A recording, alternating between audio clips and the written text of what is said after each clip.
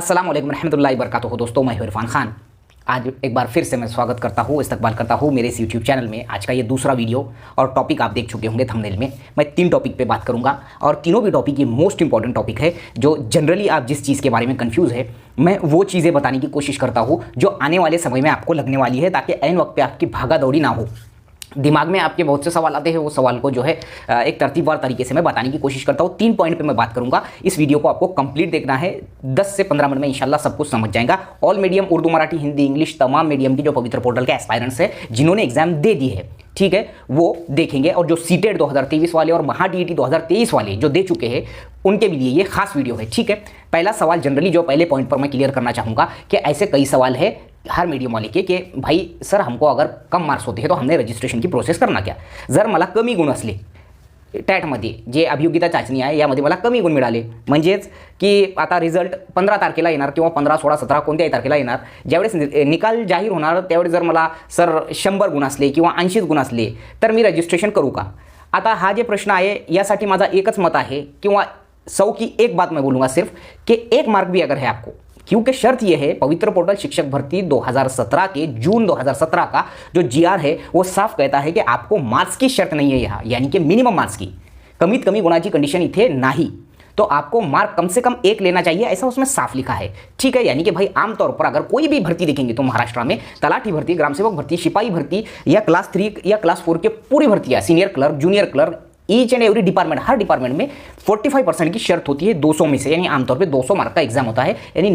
100 question होते हैं, 200 mark होते हैं आमतौर पे, लेकिन 200 मार्क का अगर रहा तो उसमें भी 45 यानी जिसको हम बोलेंगे 90 मार्क की शर्त होती है, ठीक है। 90 मार्क की यानी कि 45% की शर्त होती है एलिजिबिलिटी के लिए। लेकिन यहाँ मसला ये है, एक जो बेस पॉइंट है यहाँ पर समझना बहुत जरूरी है, जो जनरली मालूम नहीं अभियोगिता धारक को, कि जो हमारा TET हुआ था या सीटेट हुआ था इसमें हमको टर्म्स एंड कंडीशन थी 60% और 55% मार्क्स की, या माजी सैनिक को 45% की। हम उस कंडीशन में से आगे निकल चुके हैं, इसलिए मुझे लगता है कि टैट 2017 में जब ऐसा निकाला गया GR तो कमीत कमी 1 गुण असला पाहिजे, ऐसा उसमें साफ स्पष्ट उल्लेख है। तो कम मार्क है आपको टैट में तो घबराने का बिल्कुल भी नहीं है। हमको कोई भी मीडियम वाला देखो तो आपको रजिस्ट्रेशन किसी भी हालत में करके ID और पासवर्ड लेना है। ये ID और पासवर्ड जब आप वहाँ जनरेट होंगे, आपके जो भी मार्क्स होंगे उसके हिसाब से आपके प्रेफरन्सेस जो है प्राधान्यक्रम तुमचे तिथे जनरेट होणार,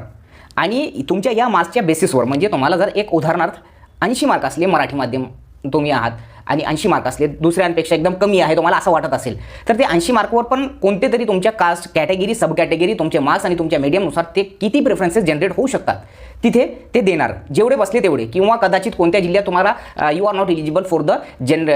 प्रेफरन्सेस जनरेट जे प्रेफरन्सेस जनरेट तुमच्यासाठी म्हणजे अवेलेबिलिटी नाही, कारण ते एकच कारण होऊ शकते की तुमचे मार्क्स कमी आहे त्या जिल्ह्यात। दुसरा जिल्हा असो, नगरपालिका असो, मनपा असो, जिल्हा परिषद असो, प्रायव्हेट संस्था असो, या सर्व जागी तुम्हाला ते तुमच्या मार्क्सनुसार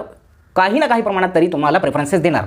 अब इसके बाद में तुमको कम से कम मार्क है, मतलब कि तुमको ऐसा सोच रहे होंगे कि भाई उर्दू मीडियम में तो भाई अब बहुत आ गए, सीटेट आप ईयर आ गए, ये आ गए, वो आ गए, मसला कुछ भी नहीं है। मैं आखिरी लेवल पे बोल रहा हूँ, 1 भी मार्क है और तुमको ID पासवर्ड अगर जनरेट करना है, करना ही होगा, ये मेरी बात को मानो, क्लियर कट बोल रहा हूँ मैं। इससे क्या होगा, तुम जब जनरेट करके ID पासवर्ड लेंगे तो ही तुम्हारे जो रजिस्टर करके तो ही जनरेट होंगे प्रेफरेंसेस, नहीं तो फिर तुम्हारे को 150 मार्क है और तुमको ऐसा लगता है कि हमने बहुत कुछ ले लिया, अब तो हम बस आराम से अपॉइंटमेंट लेटर लेंगे, तो वो तुम जब तक रजिस्ट्रेशन नहीं करेंगे, जब तक जनरेट नहीं होंगे, तो जनरेट करना होगा, चाहे मैं बोल रहा 40 मार्क हो, 50 मार्क हो, 60 मार्क हो या 100 मार्क हो, तो तुमको वो प्रेफरेंसेस जनरेट होंगे। कैसे जनरेट होंगे, मिसाल के तौर पर तुम्हारे सामने ऐसे कई बच्चे हैं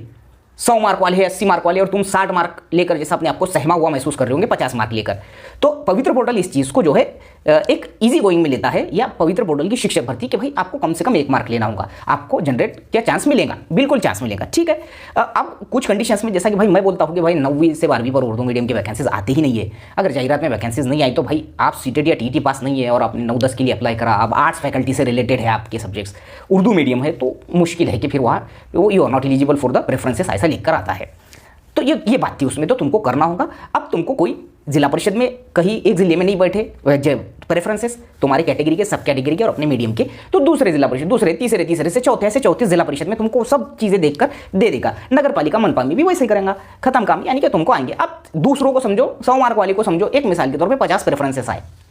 100 मार्क वाले को तुम्हारे कैटेगरी में, सब कैटेगरी में, तो तुमको हो सकता है कि 50 मार्क पर वो सिर्फ 10 प्रेफरेंस थे, बस हो गया, 10 भी आ गए तो कोई भी उठा के अपने 10 के 10 तरतीब पर डाल दिए, लग गए, अपने को लगने से मतलब है। यानी कि मैं एक्चुअल रियलिटी बता रहा कि ये चीज़ है, इसको लेकर कंफ्यूज नहीं होने का। नंबर 2 का टॉपिक है अपना महा टीईटी 2021 के जो है ओरिजिनल सर्टिफिकेट्स कब आएंगे, कैसे आएंगे, कहाँ आएंगे और क्या डॉक्यूमेंट लगेंगे। तो देखो सीधी बात बोल रहा हूँ मैं, 2021 के जो टीईटी के, महा टीईटी के सर्टिफिकेट्स है, तुमने जहाँ से एग्जाम्स दिए, देखो पहली बात तो जो है मार्च के एंडिंग तक आने के पूरे चांसेस है, पूरे एक्यूरेट। जैसा अगर माहिती अगर अपन बोलेंगे तो दूर दराज की है, एक्यूरेट भी माहिती बोलेंगे तो उसको हम बोलेंगे कि मार्च एंडिंग तक आ जाएंगे। अब वो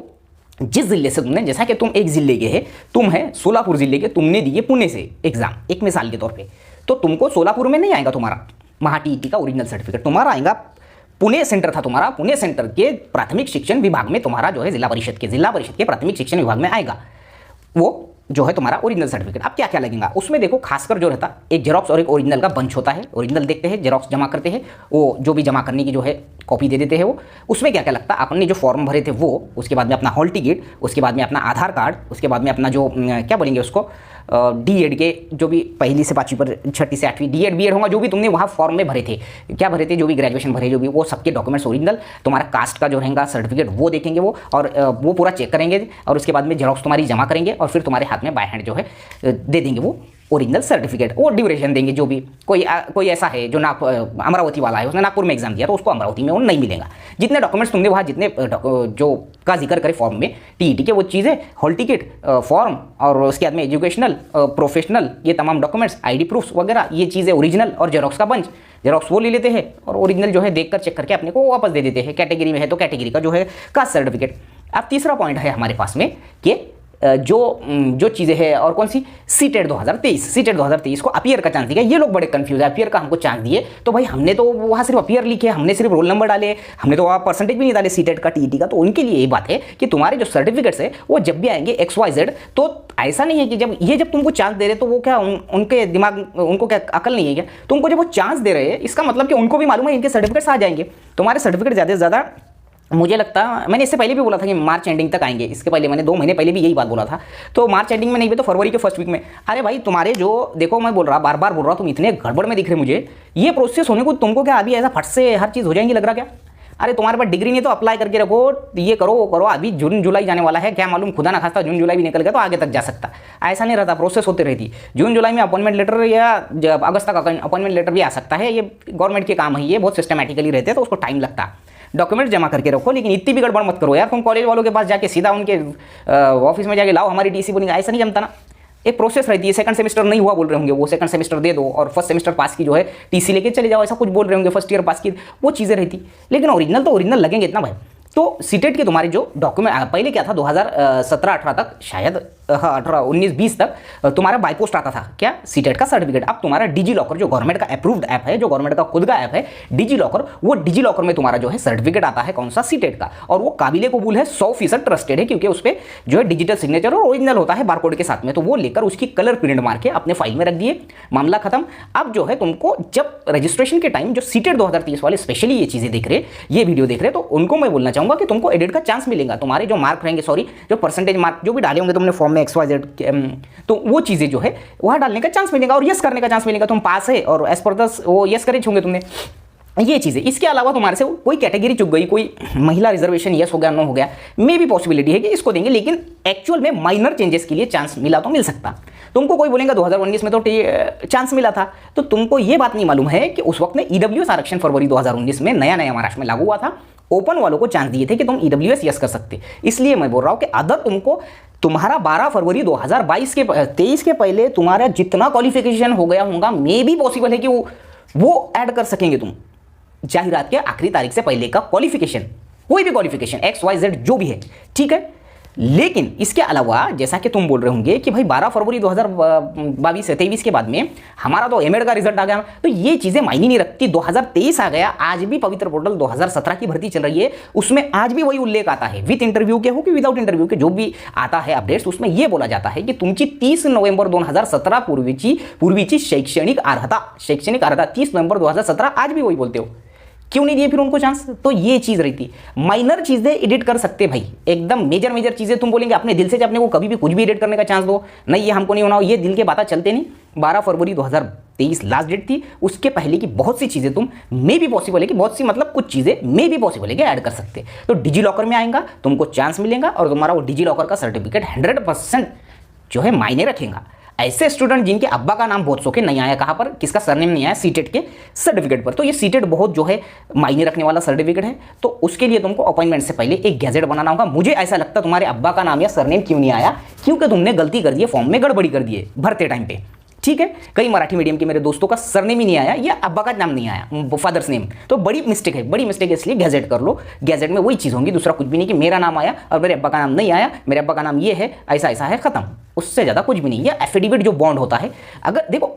नॉमिनली, जैसा मैं एफिडेविट बॉन्ड का इसलिए नहीं बोलता क्योंकि हो सकता है आजकल जैसा कि पिछले बारी में बोलते बॉन्ड एफिडेविट का थोड़ा मसले मसाइल हुए थे, इसलिए बड़ी मिस्टेक, बहुत मेजर मिस्टेक रही तो ही गैजेट करो। और एकदम जो माइनर मिस्टेक तुम्हारी 5-10 जगह पे मिस्टेक्स है, तो तुम एक एफिडेविट बॉन्ड पे तुम बहुत कुछ लिख सकते कि भाई 10वीं पे ऐसा ऐसा है, XYZ ये तमाम जो है शख्स मैं ही हूँ, ये मेरा आधार कार्ड नंबर है, आधार कार्ड पे ऐसा नाम है और XYZ पवित्र पोर्टल में मेरे रजिस्ट्रेशन, और इसके अलावा कोई भी गलत चीज़ नहीं है, इसका जवाबदार मैं रहूँगा, खत्म। ठीक है, आज के ये दूसरे वीडियो में मैंने बहुत से कंफ्यूजन्स आपके क्लियर करा हूँ। सीटेट 2023, TET 2021 वाले और कम मार्क्स वाले तीनों को भी अगर समाधानी लगी होंगी ये मालूमात, तो ज़रूर मुझे कमेंट बॉक्स में बताओ। मिलेंगे अगले वीडियो में अच्छी मालूमात के साथ, अच्छे अपडेट्स के साथ और अच्छी चीज़ों के साथ। उम्मीद है कि आप लाइक, कमेंट एंड शेयर जरूर करेंगे, सब्सक्राइब करेंगे, अपने दोस्तों को भी बोलेंगे। अस्सलाम वालेकुम।